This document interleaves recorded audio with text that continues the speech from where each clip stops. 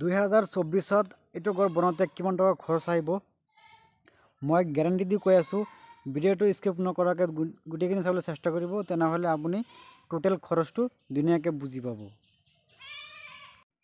Hello' দোস্ত নমস্কাৰ আসসালামু আলাইকুম।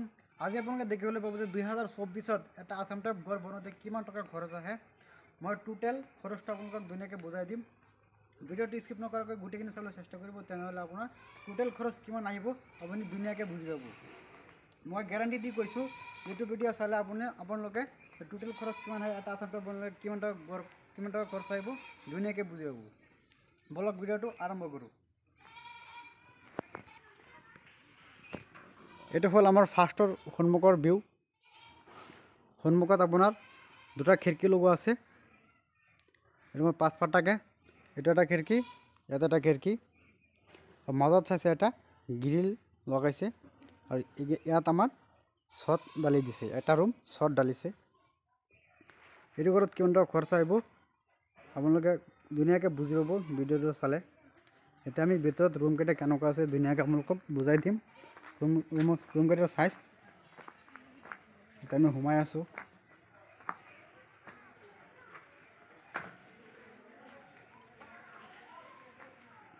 এটা আমাৰ ৰুম এইটো হ'ল আমাৰ 10 বাই 13 ফুট 10 বাই 13।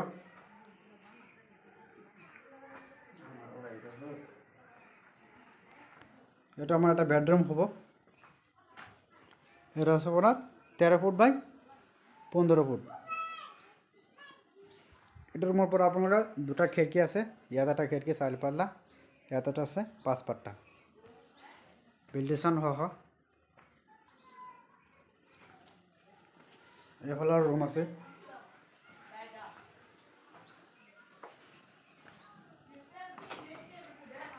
এফালে একটা রুম। এটা আমার বেডরুম এটা আপনার 13 বাই 14 রুম। এটা একটা বেডরুম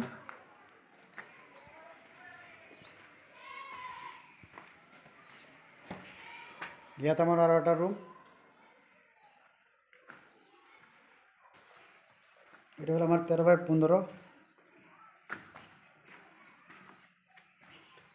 এফালে আছে একটা রুম।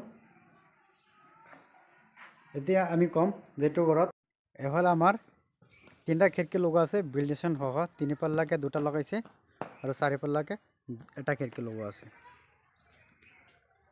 আপোনালোকে আসাম টাইপ ঘৰ বনালে সদায় ভিডিওটো আপোনালোকে 3 ফুট দিবলৈ চেষ্টা কৰিব।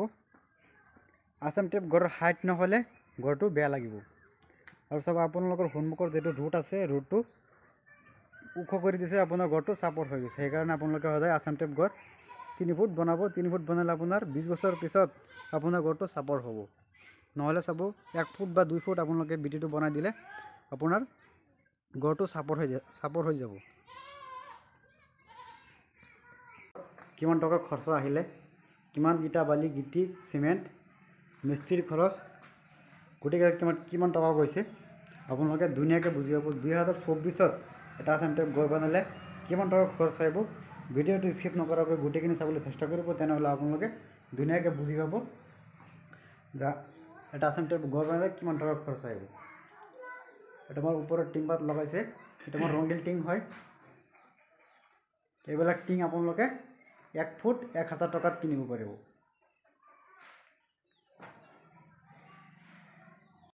এতিয়া আমি কম যে এইটো ঘৰত 6টা ৰুম আমাৰ গাঁথনি কৰোঁতে আৰ টিং পাত লগোতে আমাৰ কিমান টাকা খৰচ হল। আপনাৰ 6টা ৰুম গাঁথনি কৰতে 10,000 ইটা গৈছে। মাজৰ পার্টিশন কেইটা আমার 5 ইঞ্চি গাঁথনি আছে। সব কেইটা গাঁথনি আমার 5 ইঞ্চি আছে। আমার 6টা রুম গাঁথনি করতে 10,000 ইটা গৈছে।